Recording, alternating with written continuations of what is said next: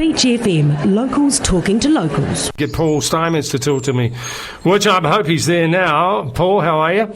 Oh, I'm good, Ron. You'd think you'd know which buttons to push after all this time. Yeah, I know, mate. Yeah, well, they're all a bit sticky. I don't know. I was in here too early. Anyway, it doesn't matter. What have you thought of? What have you thought of the Rugby World Cup? It's been pretty good, hasn't it? Well, I think it's been good. I think you've got all these emerging teams that are threatening, and the likes of Ireland and Wales, and some of these teams you just didn't know what to expect from. So, to me, there's been a good solid 8-9 teams that have been able to give some reasonable performances, and then there's been a few upsets as well along the way with the Japanese doing so well. Yeah, they did, and I think that's great for rugby there, and also great for the way they've run the competition. It's been outstanding. Yeah, I think they're always going to run it really well, weren't they? And it's just great that a home side performs, I guess, above what people were expecting from them. So, delighted for them, and I think the country's put on a really strong viewing. Okay, England gave Australia a hiding, and the All Blacks gave Ireland a hiding.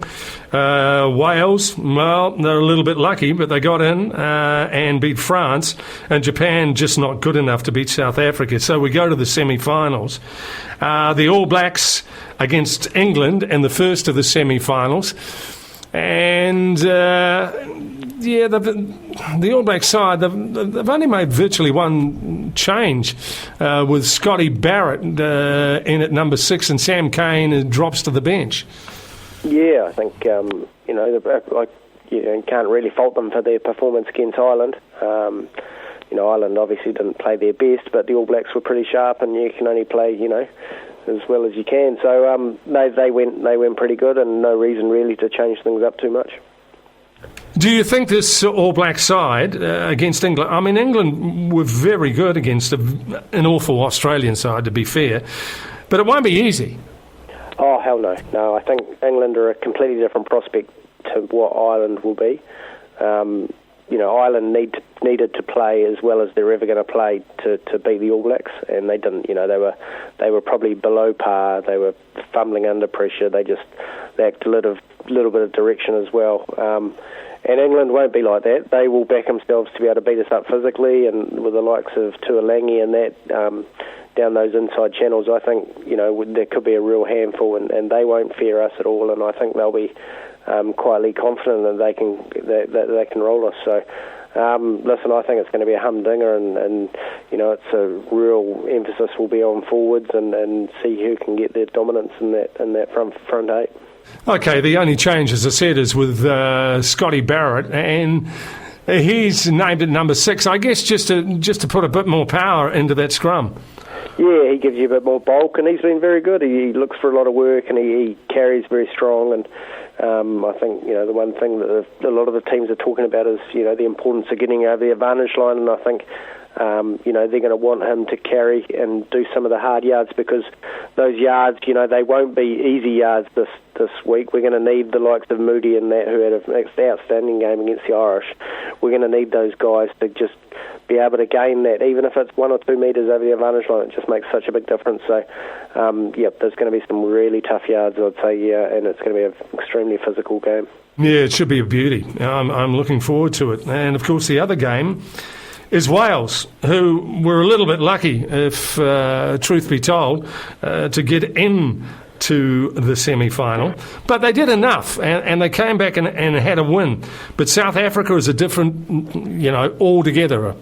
Yeah, I think it is. I think South Africa, they'll know what Wales is about, and they've played them obviously a few times before, but they'll be looking to exert some dominance as far as the physicality of the side, and to do exactly what they did against Japanese, just beat them up a bit. So, listen, I think England and South Africa probably go into the semis with two similar mindsets, and that is to grab some dominance in the forwards, and I have no doubt South Africa will do that, and they're very equipped to do that as well. So they'll be trying to take space away from the Welsh backs and get some line speed, and I expect South Africa to win that game, and not win it handsomely, but win it comfortably enough.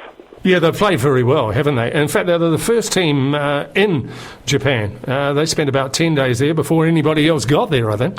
Yeah, and listen, they were outstanding against the All Blacks as well, bar, 5 or 10 minutes where they let a couple of soft ones, and they I thought dominated up front as well. So they'll be backing themselves and quite excited about playing Wales in the semi, and hopefully they haven't got their eye on the final yet, but I think they'll back themselves against the Welsh. Okay, All Black South Africa final. Yeah, well, that's what I'd like to see. I think I'm more confident that the South Africans will go through rather than the Kiwis, to be honest. But listen, it'll be a tough game. I think the English All Black game, it's not a coin toss, but it's pretty close to it. And yeah, expect the South Africans to go through. All right, mate. Thanks for talking to us. I'll catch up with you again next week. You get your throat right, okay? Sounds good. Thanks, Ron. Right, thanks for talking to us. That is Paul Steinmetz, former World Cup rugby man himself. 106.3 Beach FM.